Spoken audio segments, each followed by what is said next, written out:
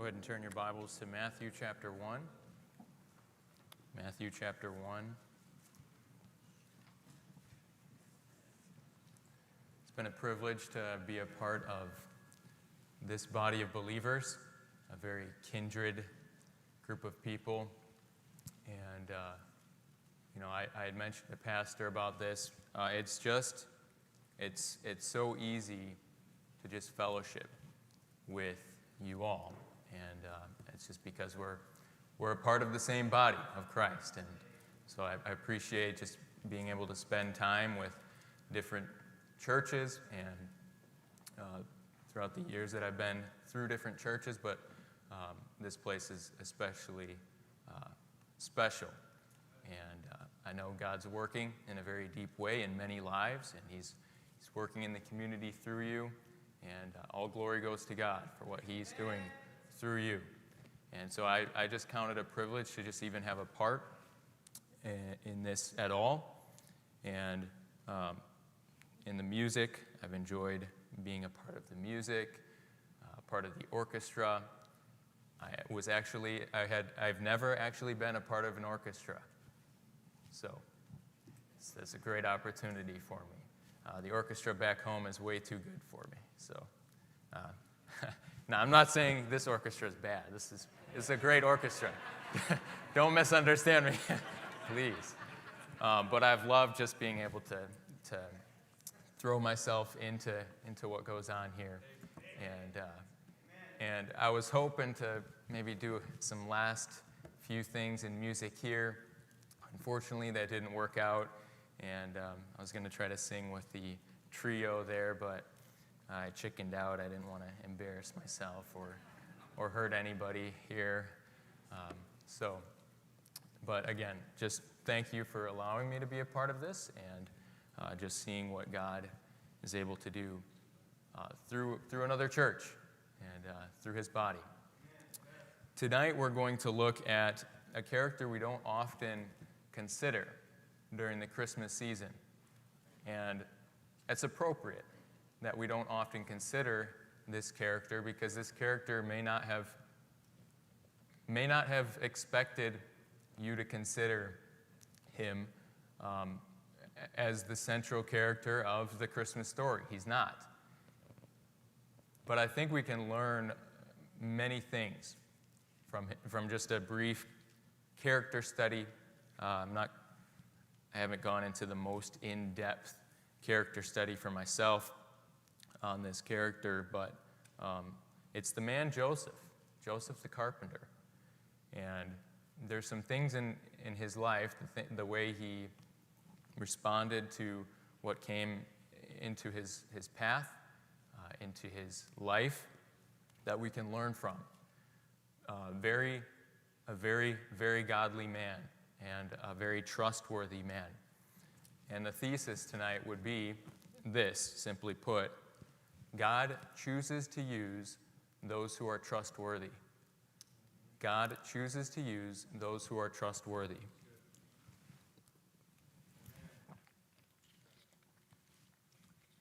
So the title of the message tonight is Joesph the Silent Servant. So we can ask ourselves as we consider this man, he was a mere man, we can ask ourselves, am I trustworthy? Am I trustworthy as Joesph was? And as I've been studying the life, what we know of Joesph, we don't know a ton. But I was reminded of Joesph the dreamer. There's a lot of parallels between Joesph the carpenter and Joesph the dreamer. Both were sons of Jacob. And in fact, what's interesting, it's probably purely incidental, but during this time of the year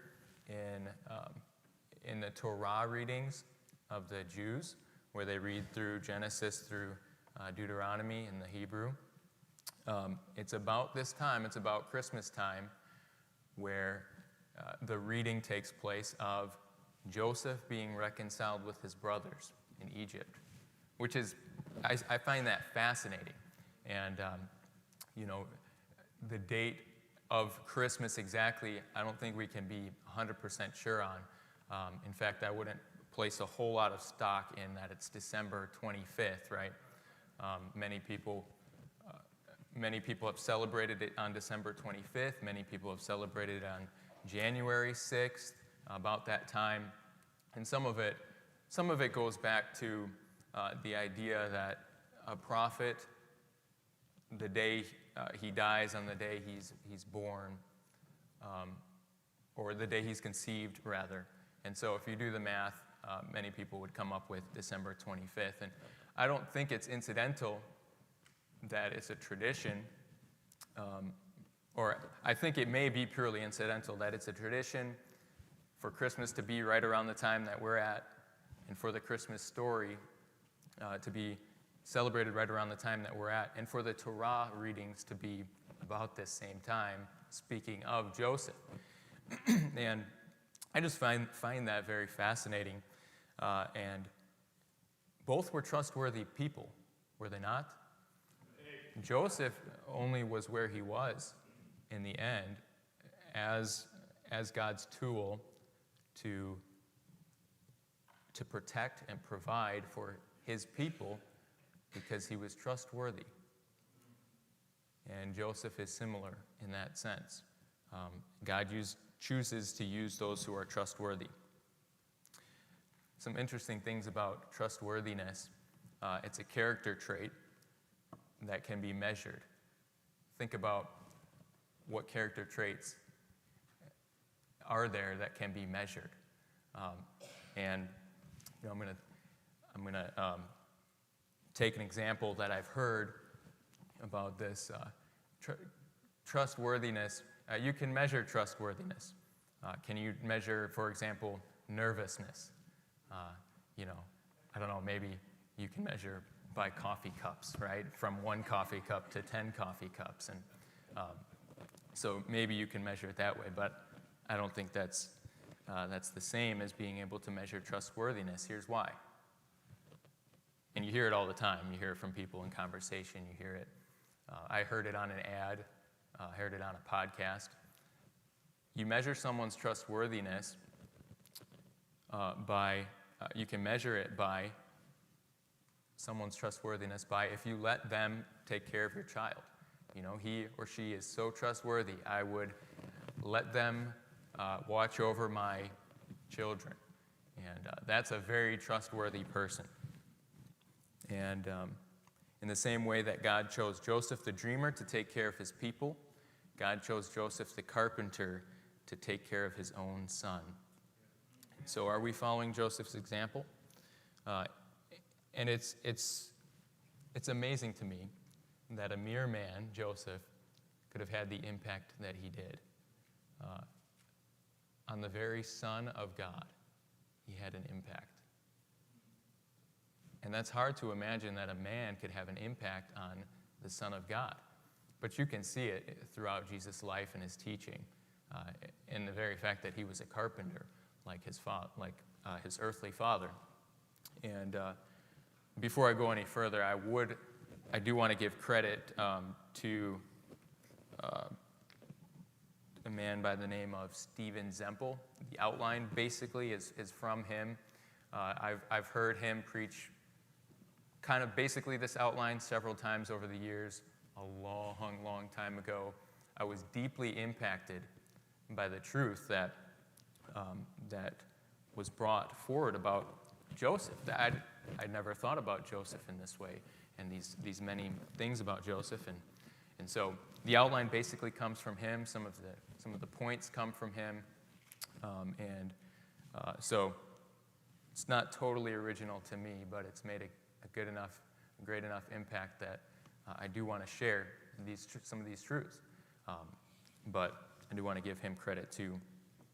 Joesph, let's read about Joesph starting in verse 18. We'll read Matthew chapter 1, verses 18 through 25 to start with.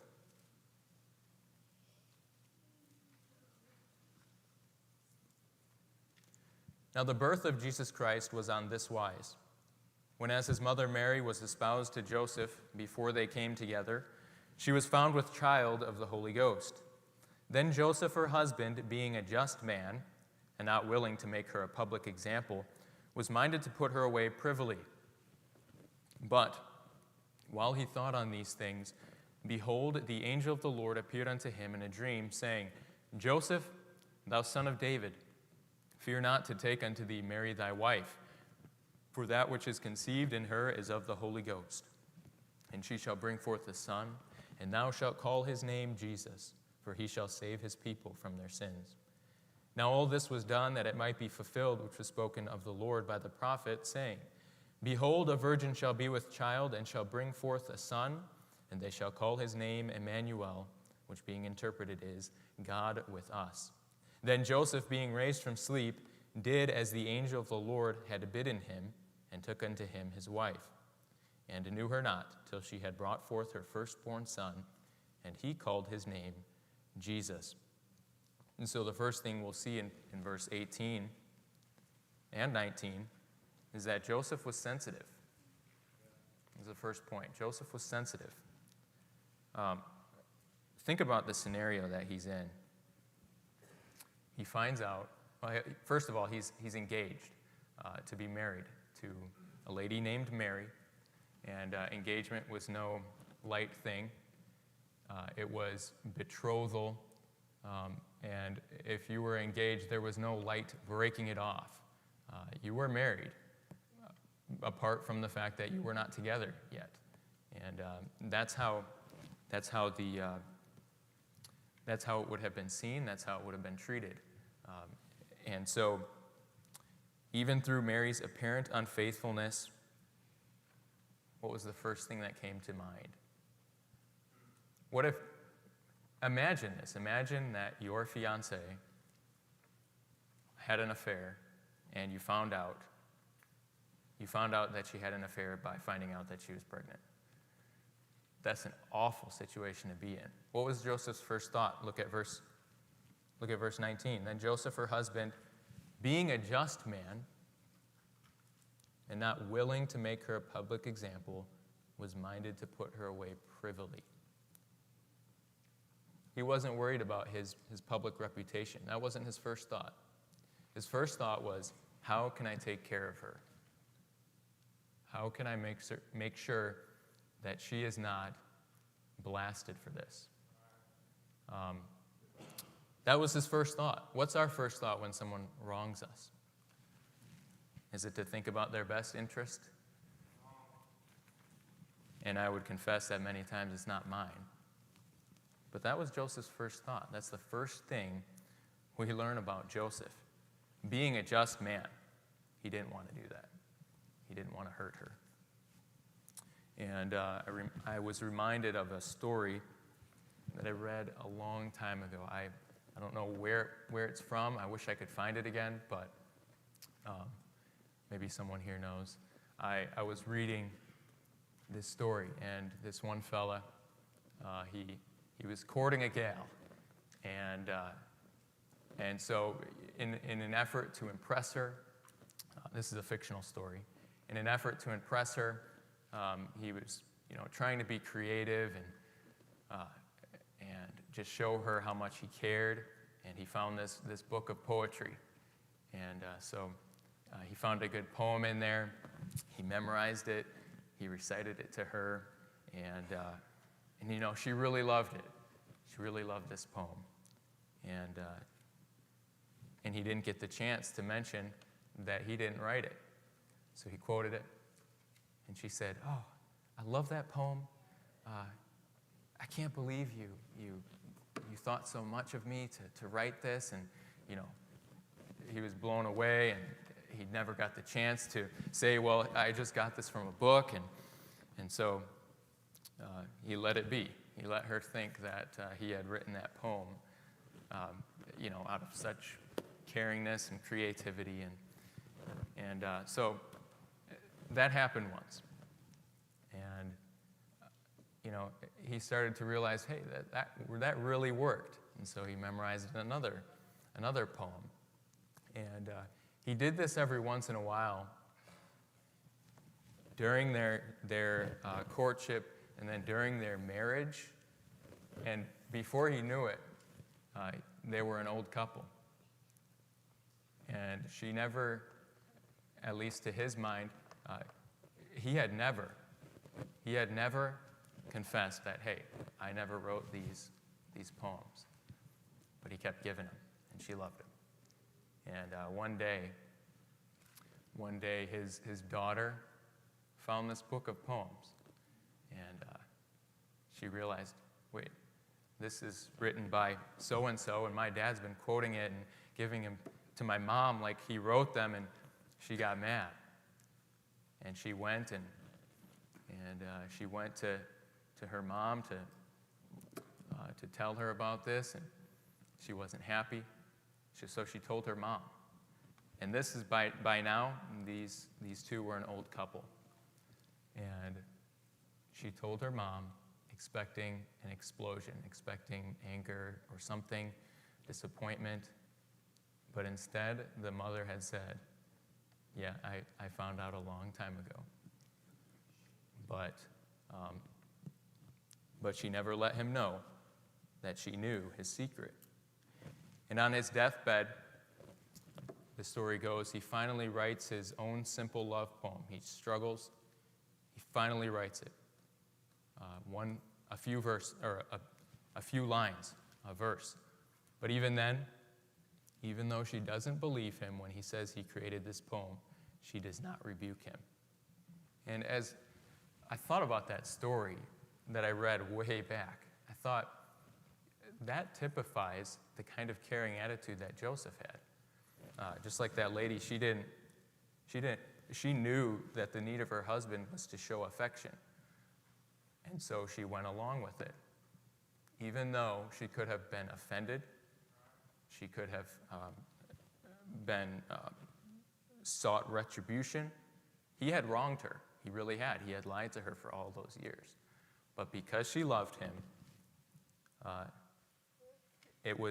it ended up becoming a beautiful demonstration of love between the two people.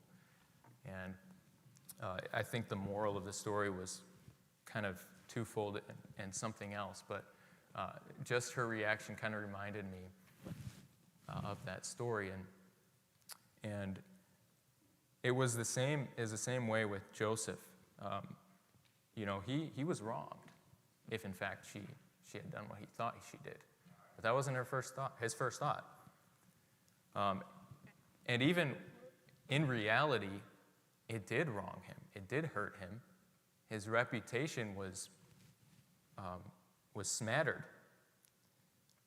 And we know this because later on,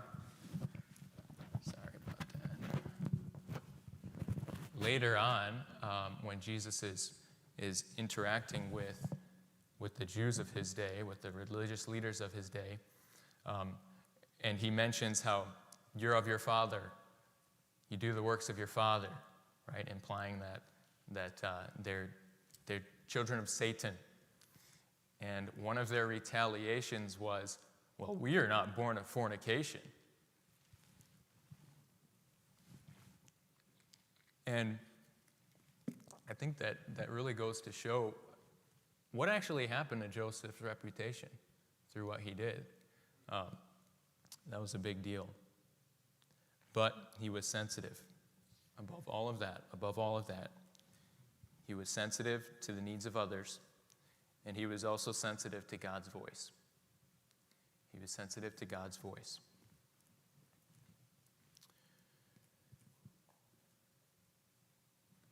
How did God choose to speak with Joesph? Through a dream. I've been around you long enough, you can answer out loud. I won't be offended. Through dreams. Joesph, the dreamer in the Old Testament, God spoke to him through dreams. And the fact that he was sensitive to God's voice really comes out in that fact. And did you know that we recognize who and what we spend time with? I remember being homeschooled, and I would do my school in the basement. And I could tell. I could tell who was coming down the stairs just by the way they walked. Out of a family of 7 or 8 at the time, I can't remember. But I could know. I could figure out, okay, that's so-and-so coming down the stairs. And that's because I had heard it enough times. When you hear the voice of God enough times, it's easy to hear. Amen. It's easy to discern. It's easy to figure out. And does God's voice have your focus? As you go about your workday, do you even hear his voice at all? Maybe because you are not attentive to it, you don't. Another thing is, maybe you just need to stop talking. Maybe you need to stop talking for a minute. Some of us, we just like to talk. I'm not one of those people who just likes to gab and gab and gab. My brother is, for sure. I know other people who, that's their gift, is the gift of gab, right? And that's not mine. That wasn't Joseph's gift. In fact, we don't have any recorded words of Joesph. And I'll get to that point in a minute, but maybe you just need to stop talking for a minute and hear God's voice.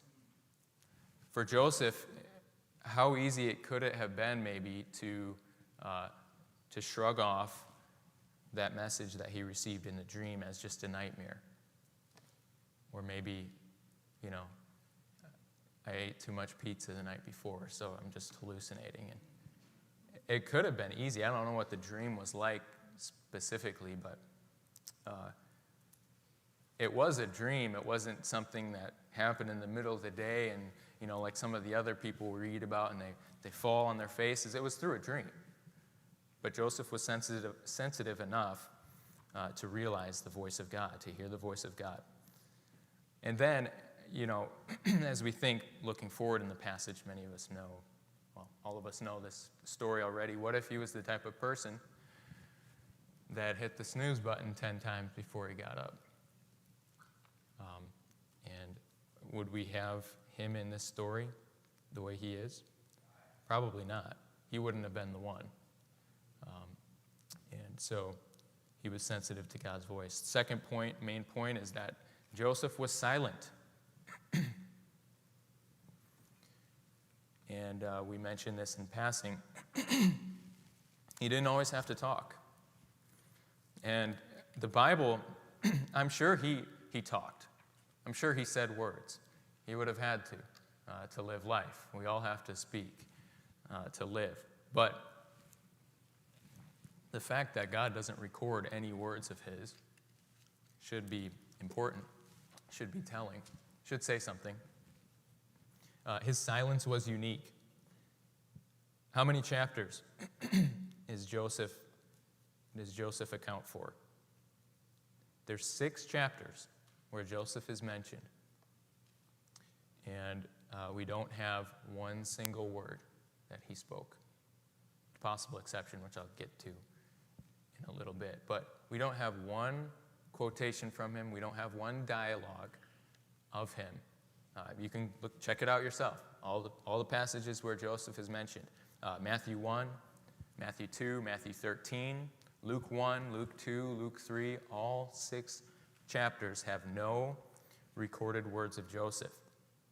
And it's more natural for a character in the Bible to have recorded words. It's more often than not, if there's a character and a main character like this one in the Bible, that there will be recorded words. Think about Simeon, right? He has recorded words. I think I've seen salvation, right? Anna, it talks about Anna talking with people in the synagogue. The shepherds even have words. We have to go tell these people. The wise men have words. They talk with Herod. They talk with other people. Zacharias, another person in the Christmas story, has words. And an angel comes to him in a similar way. And when the angel gives him instruction, what's Zacharias' response? He says something. In fact, let's go ahead and look at that. Luke chapter 1, verse 18.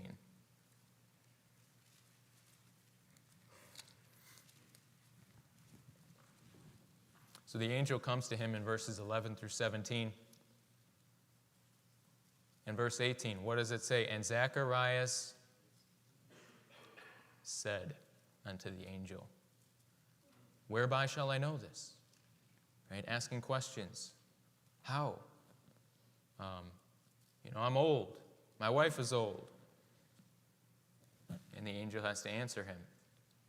And some of the other things Zacharias says gets him in trouble, and he ends up losing his voice.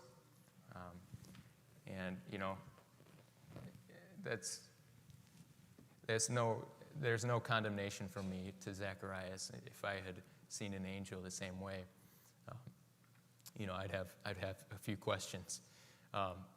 But Zacharias, he had words. Mary, she had words when the angel came to her. She said something. But Joesph, we don't have that. Joesph, it says that he found out from an angel, and then he did, and then prophecy was fulfilled. That's what we have of Joesph. And when he was told, he did. Back to our passage. Then Joesph, being raised from sleep, did as the angel of the Lord had bidden him. And where's the people who, when they hear something from God, they don't stop, they don't hesitate, they don't ask questions, they just do. And that's been impacting to me, and it's a thought we can come back to very often, every day. When God speaks to me, do I say, do I excuse, do I question, or do I do? So his silence was unique. His silence was unique. His silence was also powerful. And you can see that throughout these passages. 3 times that I could find. 3 times God spoke, and Joesph did. And then he fulfilled, in doing so, Old Testament prophecy. That first passage, Matthew 1:20, we see in Matthew 1:20, while he thought on these things, the angel came to him and gave him the message, take Mary to be your wife. In verse 22, we see, now all this was done that the angel had given him. And then in verse 25, as a result,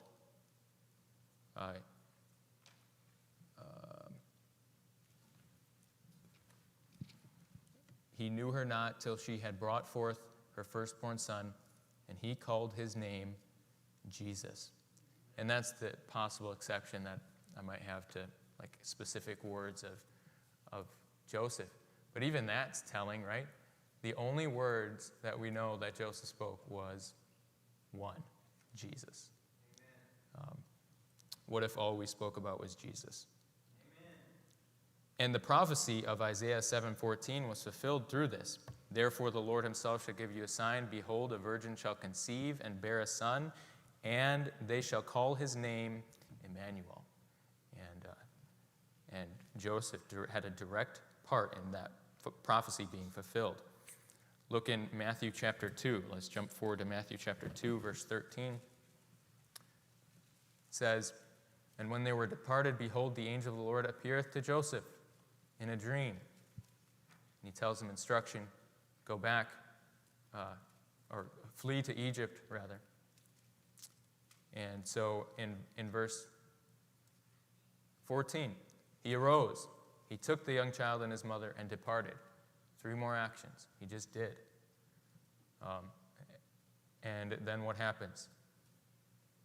Herod dies later, and another prophecy is fulfilled, that it might be fulfilled which was spoken of the Lord by the prophet, saying, out of Egypt have I called my son.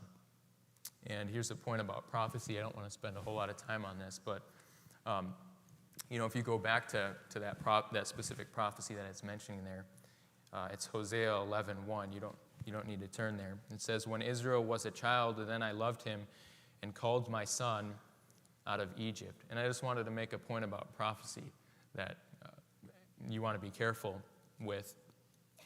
Because if you actually go back to Hosea 11 and read the context, read the chapter, it doesn't sound like a prophecy. in the sense that we think of it that way.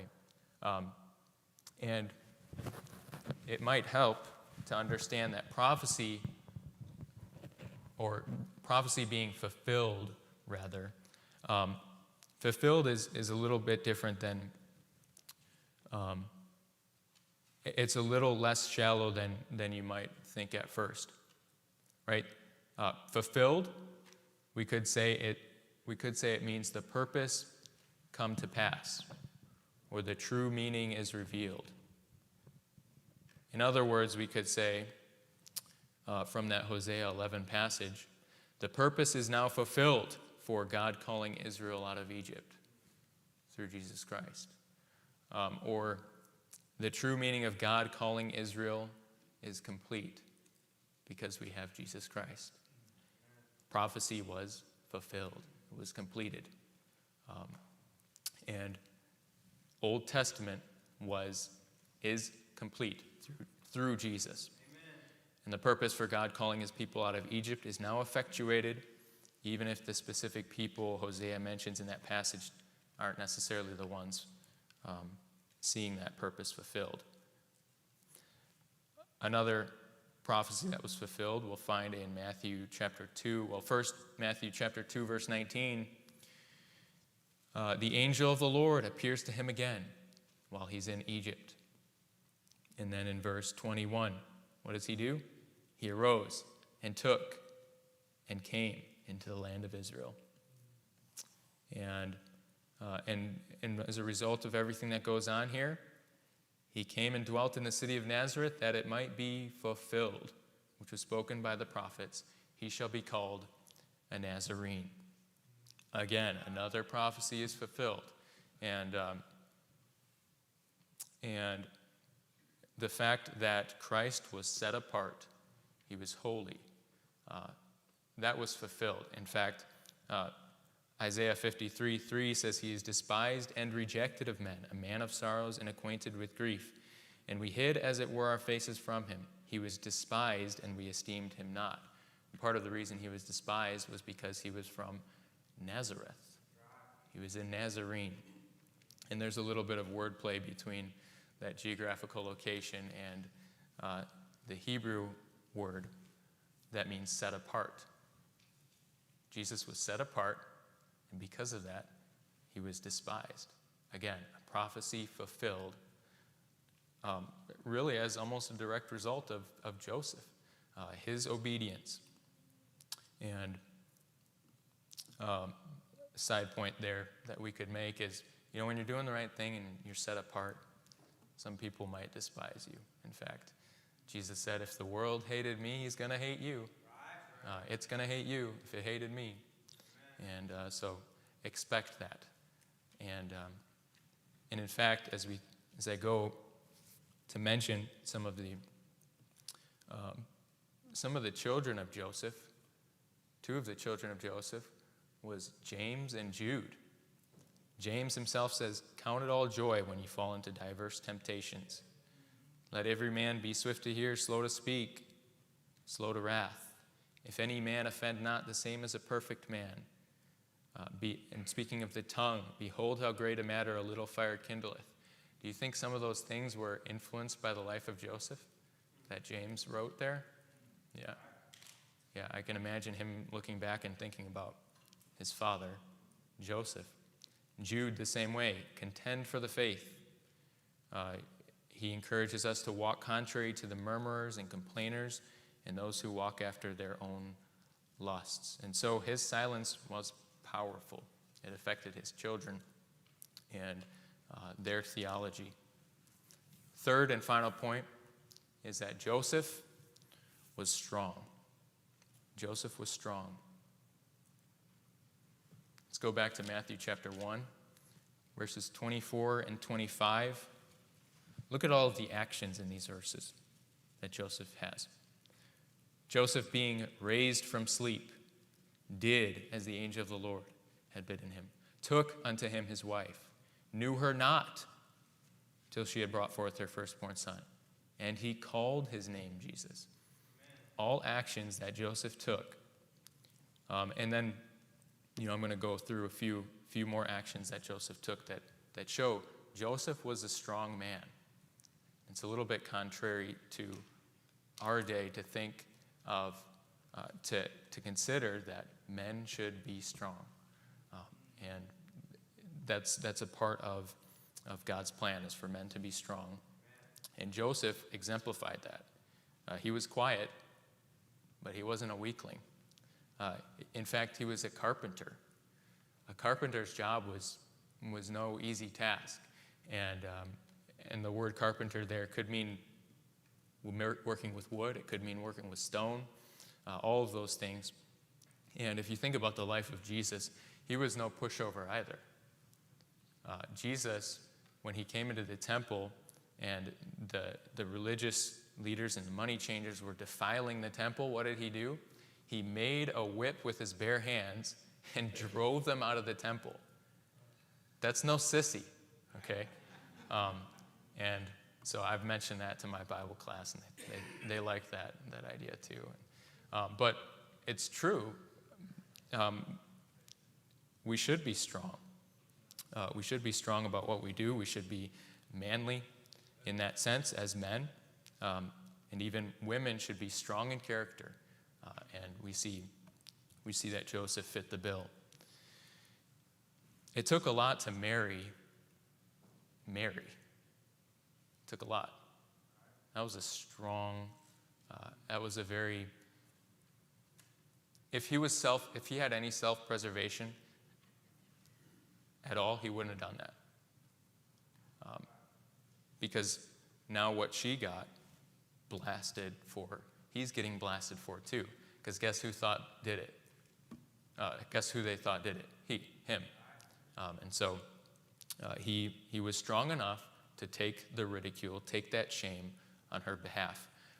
Matthew 1:35, we see, well, it's 25. He was very careful about his interaction. He didn't need to be instructed in every next step. And he had strong integrity there. And we don't have the angel telling him not to consummate his marriage, but he understood that was something that he needed to wait on, something that he needed to be strong about. He moved his family to Egypt immediately.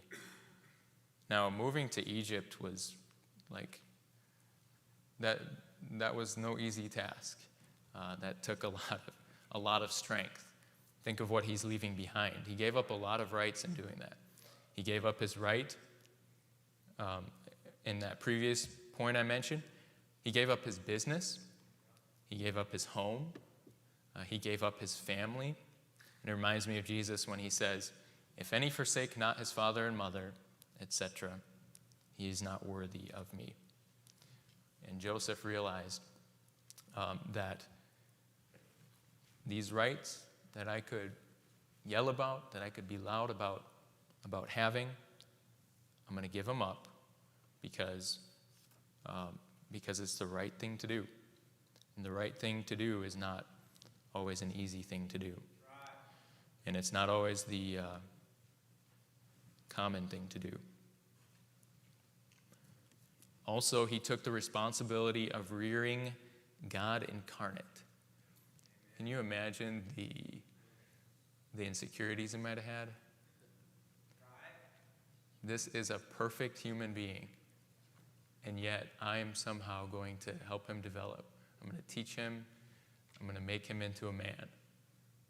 Perfectly man, perfectly God. And I have to do something about that. Can you imagine the insecurities? But he did. He went through with it. And he had an impact. So what is Joseph's legacy?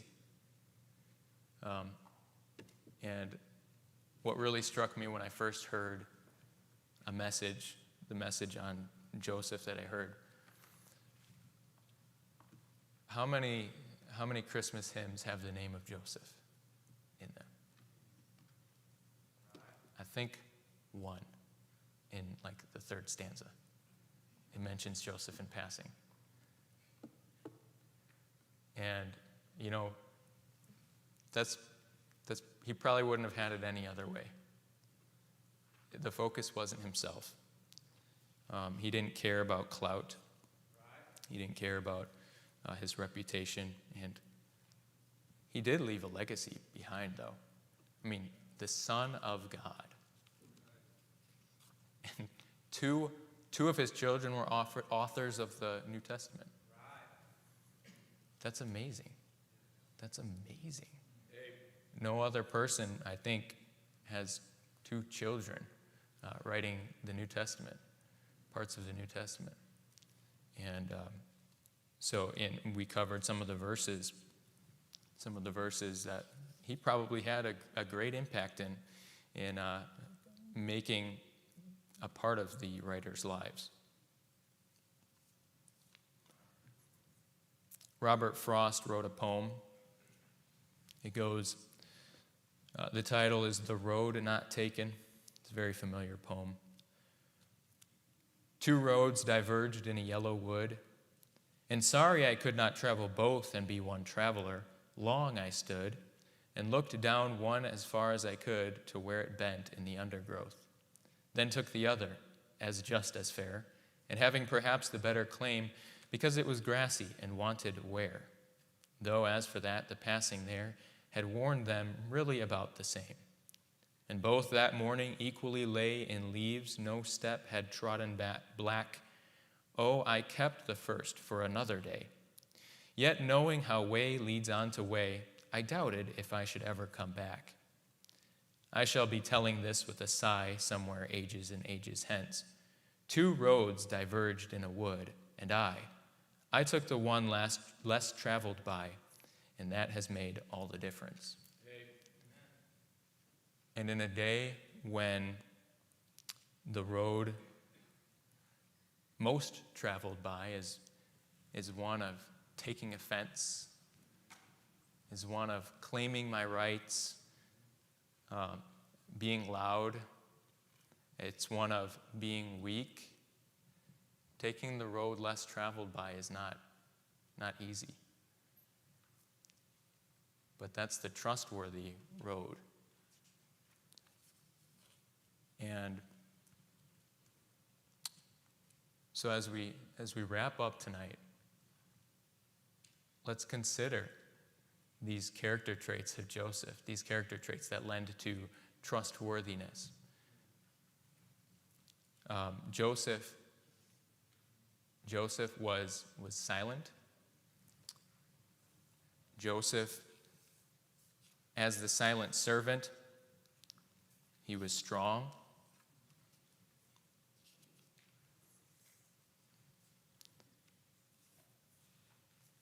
And he was sensitive. He was sensitive, he was silent, and he was strong. How many of those characteristics could we say, hey, I'm all of those? How often could we say, I fit that bill? All 3 of those apply to me. And, I strive to let the Lord work in my heart on those areas every single day, every moment. And we should do the same. Let's bow in prayer.